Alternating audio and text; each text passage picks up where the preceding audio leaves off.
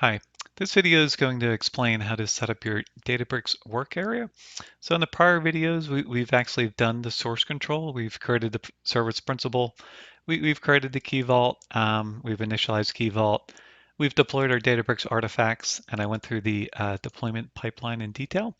But now, if you noticed, we've been working with three instances of our Databricks. We've been working with a dev, a QA, and a production workspace, but we haven't talked about this work area workspace. So what we need to do is we need to create a workspace called work area.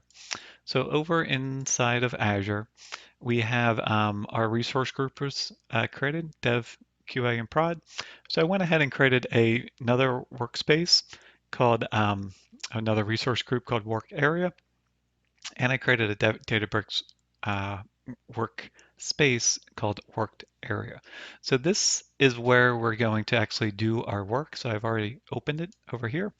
And what we need to do inside this piece is we need to connect it to Get, and then I'll show you how to create a GitHub secret, and then we'll connect a notebook to source control. So this is where you would actually be doing all your work. So the environments out here, dev, QA, and prod, are simply results of what's in source control, and you never actually log into these environments to do development work. It's all done in this workspace work area, and this is bound to source control.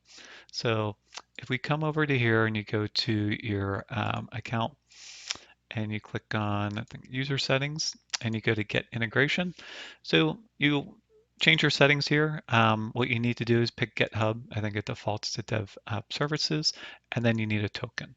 So if you go over to your GitHub account, you will go to your name here and go to settings, and you need to go to developer settings and personal access tokens, and you generate a new token. You have to enter your password here, and then we'll confirm it. And you want to call this, Databricks DevOps token. So you'll give it a name, and then you'll click on repo, and then down here you'll hit generate token. So that's going to generate a token. I'm not going to do one on this video. And then once you get that value, you'll paste it here. So you'll put your value here, and then you'll hit save. So my token has already been set. So I skipped that step, so I wouldn't have to show my token on the video. So now get integration is now set up. So now you come to your workspace and we can go to typically a users folder. So we'll click on the users, click on my name, and we'll create a new notebook. And this notebook will be called demo notebook. And you can pick your language and a cluster and hit create. So over here, there's a link that says Git. So if you click on the revision link over here, it'll say Get integration. And then what you want to do is link this. So you want to come over to your uh, repo here and grab your URL. So you'll have your URL repo and then paste that in there. So it'll say Get helps, grab your repo, and then it gives you the default notebook path, which is notebooks users, and then my name of my notebook. So when I hit save, I'll just do test and I'll hit save.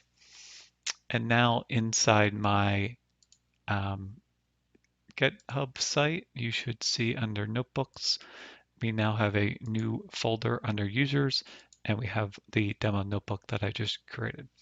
So that will wire in your source control to Databricks. So you do need this work area workspace, and this is where you'll keep all your notebook code directly tied into Databricks source control.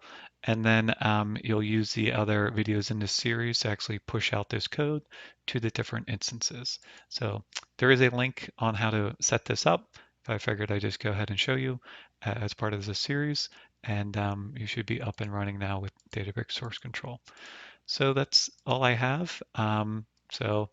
If you are going to be setting this up, I would set up your Get workspace first and start creating that work area. And then you can start using this DevOps repo to deploy to your other systems. All right, well, thank you for watching.